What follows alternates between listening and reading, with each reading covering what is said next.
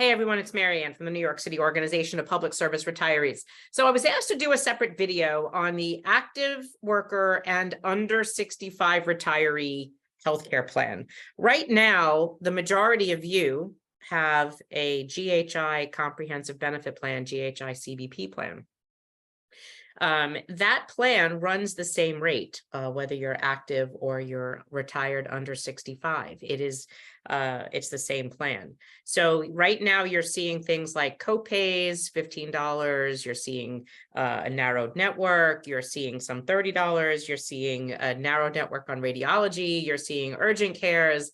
These are all savings that the city and the MLC negotiated, but they're not telling you that when they negotiated it, the cost was coming to you. So this is one of the reasons why the Medicare retirees want to make sure that the unions don't get their hands on our plan, because as they save money for the city, they're passing costs onto the active worker and under 65 retiree. So I was asked to specifically, let's say the city and the MLC start by charging active workers a premium for GHI CBP, which we've said now for over a year is coming.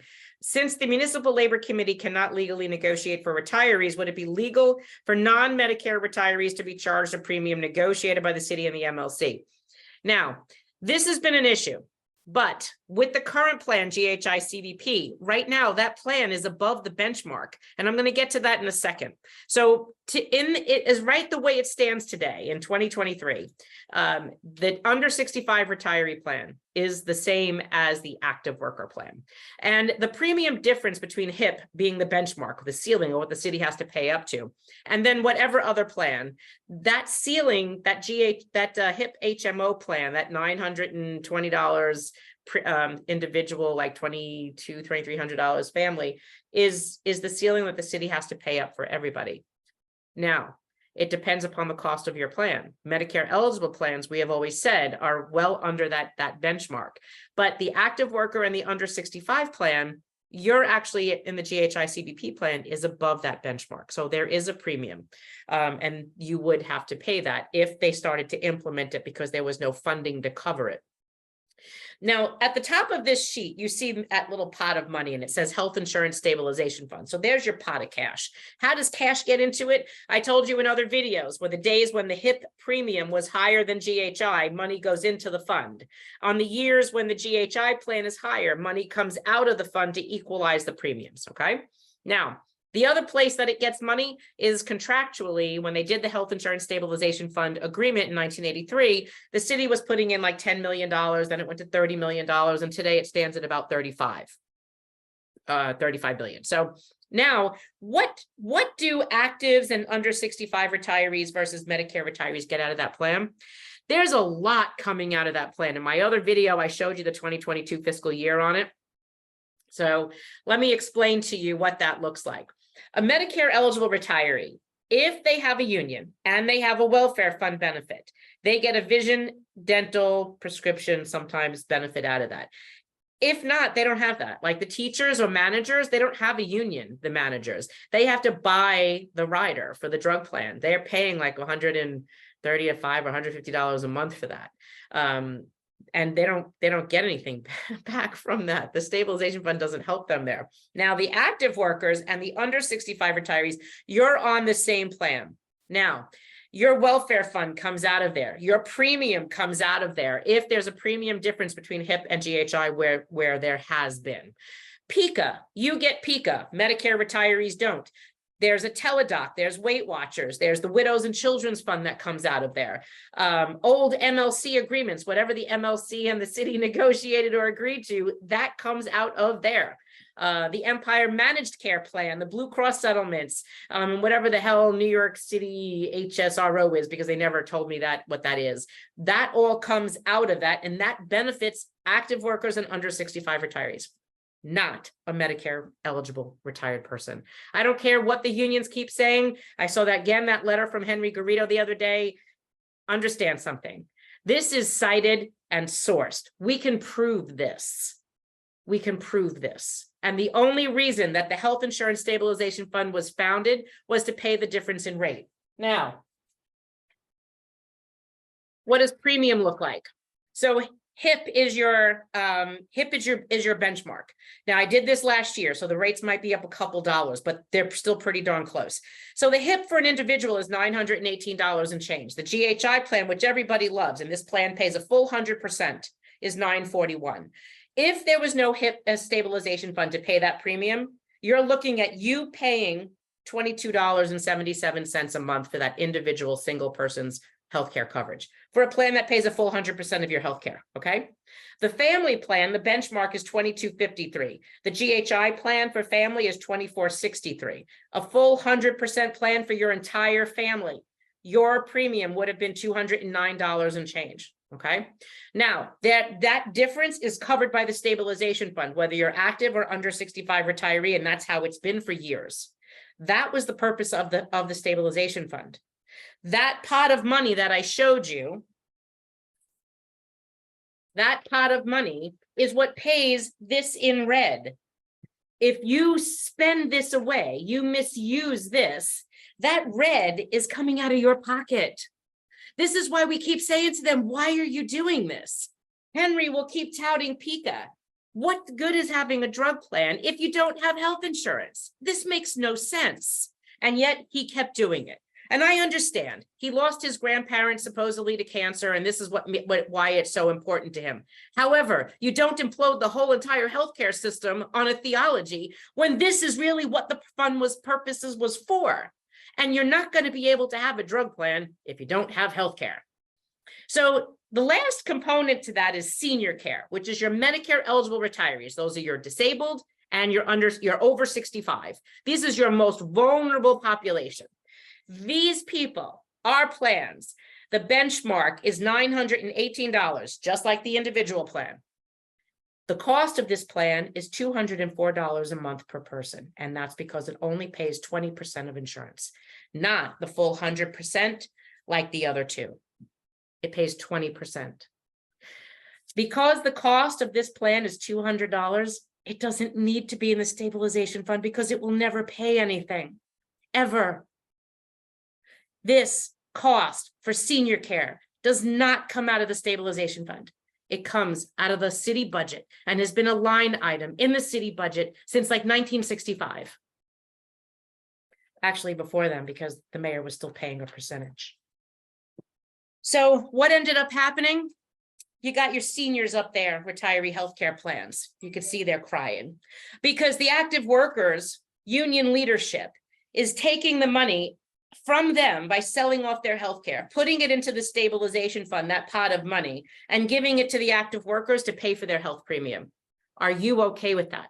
And I want to tell you, this isn't about a them and us or a me and you, retirees versus actives. You as the active worker are going to be Medicare eligible eventually. You will be retired. You should be protecting your future. This is your future. This benefit, while you don't have it today, is for you, waiting for you when you finally retire. This is your future. Don't give this up. We broke our ass for this. We gave up 0 zeros. We gave up raises. We gave up delayed implementation of our contracts. Just like the teachers' back pay was negotiated to be implemented years after the contract was initiated, we did the same thing, but we did it to protect our future. Don't sell off our retiree health benefits and don't privatize Medicare. And I don't care what anybody says to you, Medicare is not, Medicare Advantage is not Medicare, and it is not an advantage. Right now, our healthcare is in the hands of our doctors and the federal government. It is a public health benefit and it is not privatized. What the MLC and the mayor want you to do is put your healthcare plans in the hands of the very people that are diminishing your healthcare today. Why would you do that? Why? Because every time Michael Mulgrew and Harry Nespoli and Henry Garrido need to find savings, they pass copays onto you. They narrow your networks of doctors that you can see. We have heard complaint after complaint that active workers cannot find behavioral health through Beacon for their children. We don't want to have to deal with that when we're older and ill. We have a hard enough time now as it is. The last thing we need is for someone to tell us, sorry, this is your new healthcare plan, and then find out our doctors aren't taking it. We have over 500 affidavits to date of doctors and retirees that the Medicare Advantage plan that the union and the MLC and the city are trying to force down our throats will not accept Medicare Advantage, any Medicare Advantage. That the delays and denials of care have cost people their lives. So much so that when we took 70 retirees to Washington, D.C. on Tuesday, last week, that elected officials from Congress stood with us to express the dangers of Medicare Advantage and demand Congress take a faster action. That the delays and denials of care and that these plans rape the Medicare trust by upcoding, which is called fraud.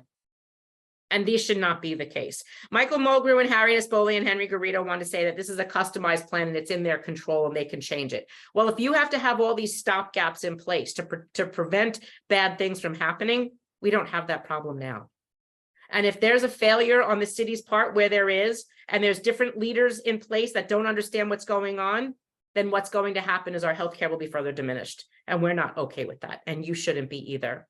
You should be angry that the MLC has been whittling down your healthcare and adding copays and narrowing your networks. When you're older, that is the one thing that you will rely upon for your own health. You may not like the message. You may not want to believe that you were lied to. You may not want to believe that the Municipal Labor Committee sold you a bag of goods, but I'm going to ask you this. To the active union leadership, you voted on a contract to put upon Medicare eligible retirees without ever seeing the contract. You took, just by what was told to you what would happen. You never read the fine print. We did. You also, because you're not in Medicare, don't understand the difference between Medicare and Medicare Advantage. And if you did have that honest conversation with us, you would be equally as appalled as we were that you were doing this to us. And we understand how difficult that is to hear. But basically what you're doing, and we have this cited all over again in several different places.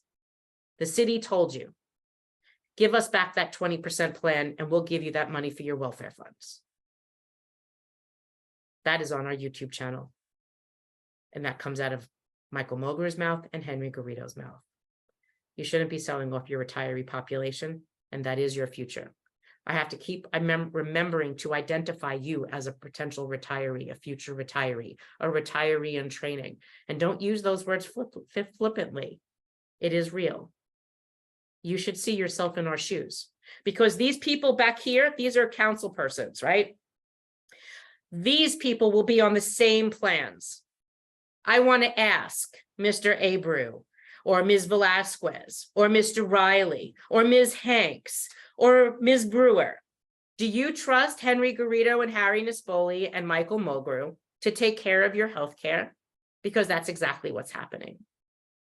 At the hands of Bob Lynn and OLR, diminishing your care because the whole agenda has been to destroy 12-126 since 1977, to pass costs on to active workers and retirees. It is the agenda. It is what they've been trying to accomplish for years.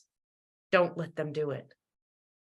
We have come up with savings going back to last year that went on a conservative end of $300 million to a high end of $1.6 billion. And you's laughed at us. But privatizing your healthcare, privatizing a public health benefit, privatizing Medicare will only affirm the future destruction of the Medicare trust nationwide. Congress is holding hearings on this every week. This is a problem. Be part of the solution, not part of the problem. Labor never privatized healthcare. Don't start now. If you do it now, you set the trend nationwide. And when they look back in 20 years or 10 years, when there is no money in the Medicare trust, because all the municipalities and labor unions got on the Medicare Advantage bandwagon to allow corporate greed to take over healthcare, thinking that you're getting a free plan for nothing and then taking the money that your municipal agency was going to be spending on your retiree futures to give to you, you will realize the mistake that you made. Because now the very same people who are arguing against corporate greed, you just welcome them into your house. Be smart about this. Medicare Advantage is not the way to go. Please listen.